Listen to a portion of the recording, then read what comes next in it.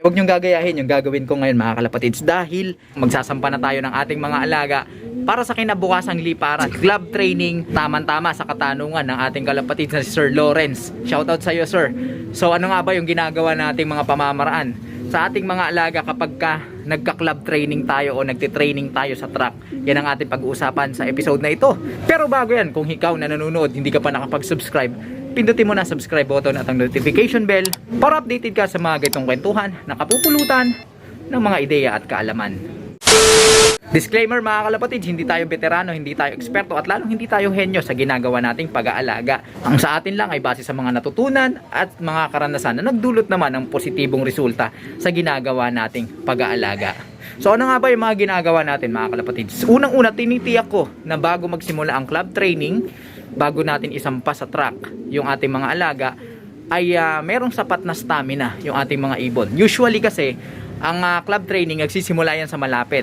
Normally 20 kilometers, ganyan ang layo niyan. Mahalagang matiyak mo na na-build up mo yung iyong mga alaga ng sapat na stamina na gagamitin nila pabalik sa ganung kalayong distansya. Kasi kung hindi sapat yung kanilang stamina, magdadapo at magdadapo yan. Bagamat may homing instinct, sabihin natin, pero ayun na, pagka nagdapo na dahil hinihingal, hindi kaya ng stamina, magugutom siya kasi lumilipas yung oras, magugutom siya, maghahanap ng matutuka at doon pwede siyang mabihag. So mas maganda, sapat yung stamina ng ating ibon na isang direktang liparan pa uwi sa iyong loft. Kaya bago natin bago magsimula yung club training, paparonda tayo sa umaga, sa tanghali, sa hapon, pinubugbog natin sila sa kalilipad dito sa paligid ng ating flyers loft. Maglo-low fly sila, magre-ranging sila, tapos minsan tinutos pa natin yung malalapit na self-toss lang, road training. Ayan, binibigay natin yan sa ating mga alaga. Sa pagsasagawa niyan, minomonitor din natin yung flying time nila. Halimbawa, nagpa-low fly ka sa yung mga alaga, so monitor mo yung oras ng lipad nila. Kung naka 15 minutes, okay lang yan. Then sa mga susunod na araw, dapat nag-i-increase yung flying time nila. Sa ganung pamamaraan, nalalaman natin na unti-unting nabibuild up yung kanilang stamina. Pagka nakita natin yung ating mga alaga na lumilipad na o naglo-low fly na sila, tumatagal na ng mahigit 30 minutes, okay na sa akin yon mga kalapatids. Base sa aking karanasan, yung 30 minutes na low flying o liparan ng ating mga alaga ay sapat na yon para masurvive nila yung mga unang bitaw doon sa club training. Once na nagsimula na yung ating pagsasampa sa kanila sa track para sa club training, ay nagbabago na rin tayo ng sistema sa patuka. Mga kalapatids, nagwa 1 day feed na tayo at yung oras or schedule ng pagpapatuka natin ay nakadepende yan sa pauwian or expected arrival ng ating mga ibon base doon sa weather forecast. Dahilan para ma-mindset yung ating mga ibon na kapag dumating sila, papasok na sila agad dito sa ating flyers loft at hindi na sila magtatatambay pa.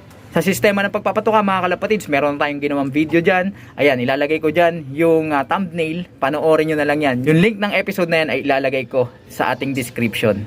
Pero ulit mga kalapatids, depende yan sa sistema ninyo ha. Yung sistemang ginagawa kong ito ay para sa akin ay aplikable sa sitwasyon na meron ako at schedule dito sa ating flyers loft.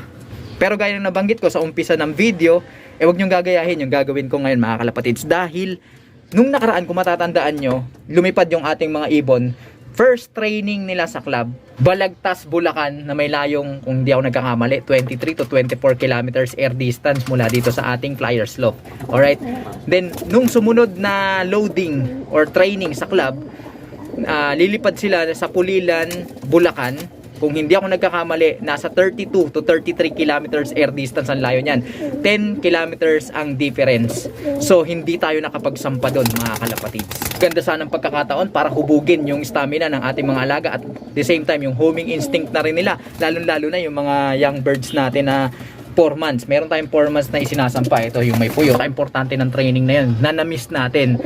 At ito pa ang malala mga kalapatids, yung sumunod na sampahan or club training, pangatlong club training sa San Simon, Pampanga, kung hindi ako nagkakamali, na may layong 50 kilometers yata or 40, mga 40 to 50 kilometers, ay hindi pa rin tayo nakapagsampa. So dalawang training na ang na-miss natin. Kaya sa training ngayon sa Angeles, Pampanga na may layong mahigit 70 kilometers, ay mabibigla mga kalapatids yung ating mga alaga. Napakalaking difference ng distansya yung kailangan liparin ng ating mga ibon. So hindi ko alam kung sapat yung kanilang stamina sa ganung kalayo, kasi nga eto, hindi natin sila napalipad ng mga nakaraan. Maganda kasi mga kalapatids, gradual yung pagtitraining sa ating mga ibon. Sa ganung pamamaraan kasi mas less ang chance na mawala yung ating mga alaga. Kapag ka ating binigla, bagamat may homing instinct yung mga yan, siyempre magdadapo at magdadapo yan kasi hindi naman kaya agad ng kanilang pangangatawan. Hindi sumasabay yung kanilang katawan dun sa kanilang homing instinct. Kaya ang tendency, may hihingalin, mapapagod, magdadapo, at pwede silang makituka or mabihag sa ibang kulungan. Kaya mas maganda talaga gradual yung pagtitraining. Ang dahilan kaya hindi tayo nakapag-load nung mga nakaraan ay dahil busy tayo, late na tayo sa uwi. Talagang hirap isingit mga kalapatids. Kaya eto, nag-iisip nga ako kung itutuloy ko pang isampa itong ating mga ibon para sa North Derby Race o sa SDR na lang tayo magpo-focus.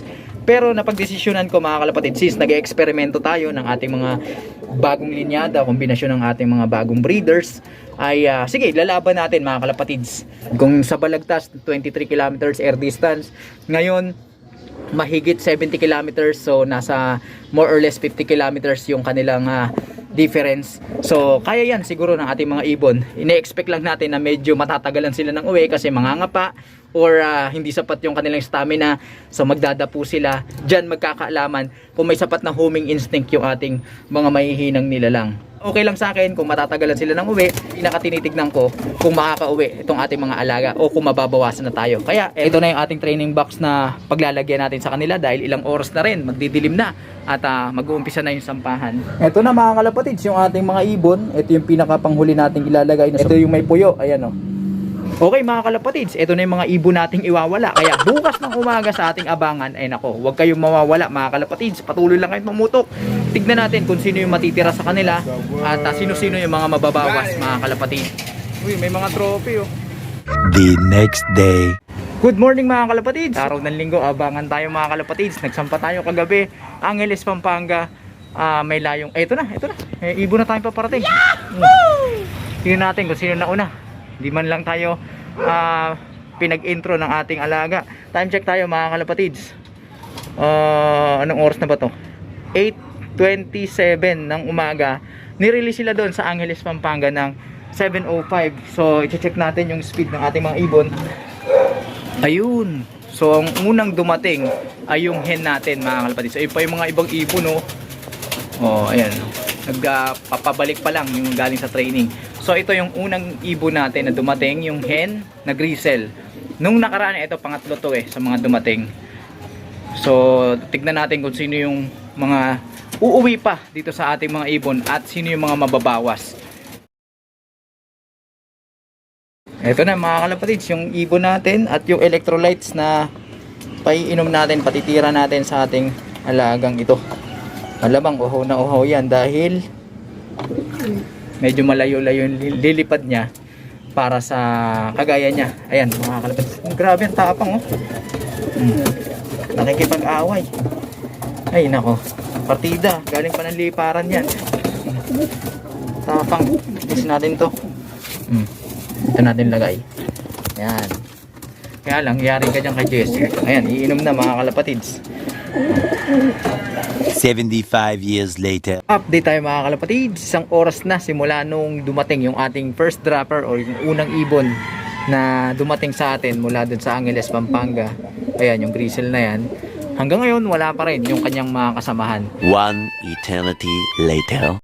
Time check mga kalapatids, mag-aalas 5 na ng hapon. Medyo makulimlim na rin yung kalangitan. At eto na yung update sa ating mga ibon. Sa 5 ibon na binigla natin, pinakawalan sa may Angeles, Pampanga, may layong 71 kilometers air distance mula dito sa ating Flyers Loft. At eto mga kalapatids yung update. Sa 5 ibon, eto lang ang nakauwi mga kalapatids sa oras. Speed niya ay nasa 800 to 900. So average yung speed niya. Pero hindi pa ako particular sa speed ngayon dahil alam nyo naman, binigla natin yung ating mga ibon at nangangapa yung mga yan. Kahit pa paano, pasok siya dun sa speed limit. Okay, samantala yung 4 na ibon natin, unang-una yung grisels na nestmate niya, yung lalaki. Tapos yung isa pang kapatid niya na grisel din. Tapos yung itim na white flight at yung may puyo hanggang ngayon mga kalapatids, ayan, hindi pa sila nagpapakita. Ang factor na nakikita natin kung bakit naging ganito yung resulta ay unang-una nga dahil atin silang binigla. Kumbaga hindi pa sapat yung kanilang stamina sa ganong kalayong distansyang liparan, hindi pa nila kaya. At the same time doon sa mga medyo bata nating ibon, hindi pa ganoon fully develop yung kanilang kumpiyansa sa sarili, yung kanilang karakter, at maging yung kanilang homing instinct. Ayan, kaya tignan nyo mga kalapatids, ganyan ang magiging resulta mga kanubi kapag binigla nyo yung mga alaga. Yes, may lulusot, may makakauwi, pero malaki ang tsansa na mawawalan kayo. Kaya ko lang ginawa to mga kalapatids na kanubi. Nag-eksperimento tayo, in-explore natin yung mga bagong linyada na nilalagay natin sa ating breederan, at yan nga yung mga inakay nila. So tinitignan natin yung karakas ng liparan, at expected ko na may mawawala sa ganung pamamaraan. At kung may makauwi man, talagang matatagalan dahil nga mangangapa pa yung mga yan, at hindi pa sila totally built para sa ganung klaseng liparan.